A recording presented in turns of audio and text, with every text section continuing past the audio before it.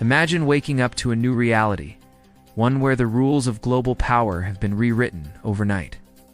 That's exactly what's unfolding in Ivory Coast, where the military has seized control in a dramatic coup, sending ripples of change across Africa and the world.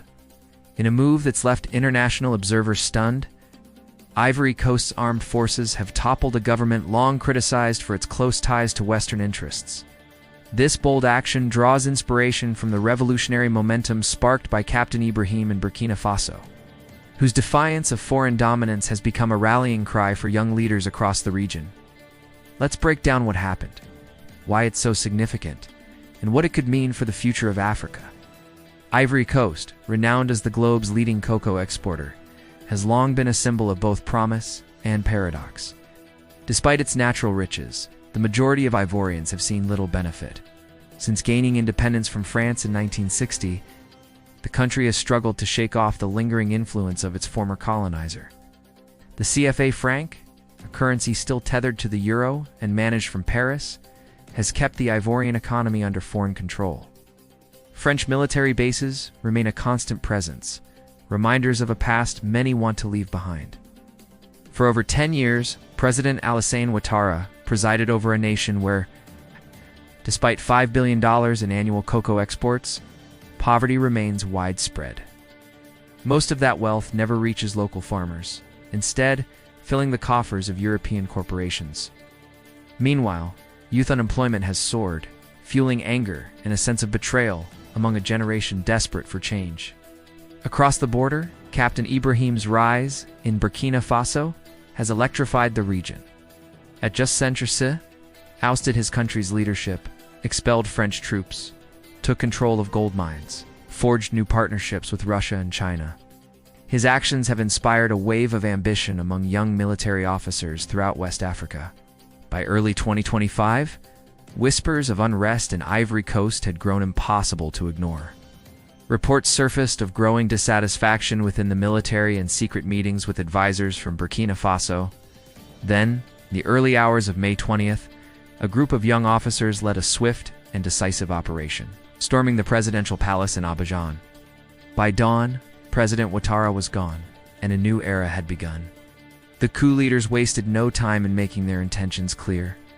They condemned the country's crushing $18 billion debt to Western lenders, pointing out that nearly half of Ivory Coast's export earnings are swallowed up by debt payments, leaving hospitals and schools desperately underfunded.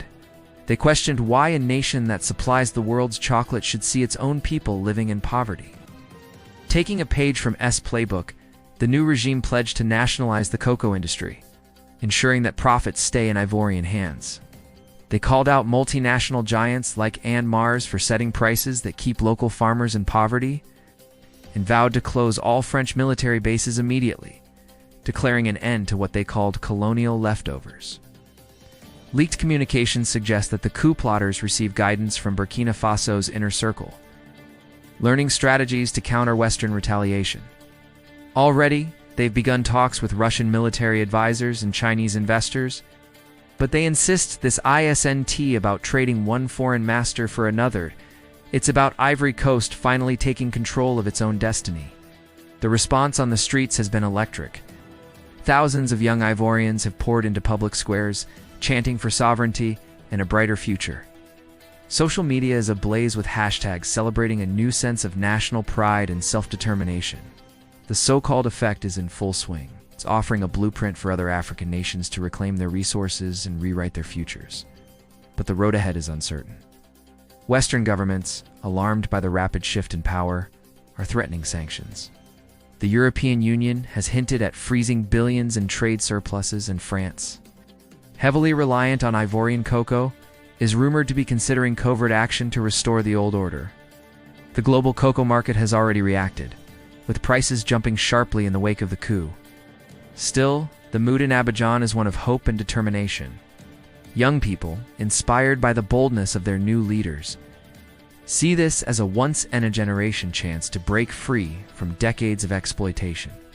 They're calling on Africans everywhere to stand together to demand a future built on dignity and self-reliance. If you believe in the right of nations to chart their own course, now is the time to make your voice heard.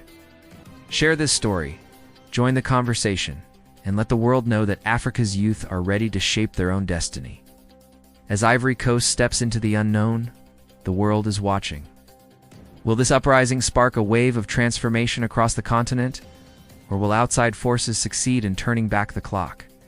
The answer will shape not just the future of one nation, but the fate of an entire region. Don't let this moment pass you by. Subscribe for the latest updates, share this video with your friends, and add your voice to the chorus calling for true African independence. The winds of change are blowing. Be part of history in the making.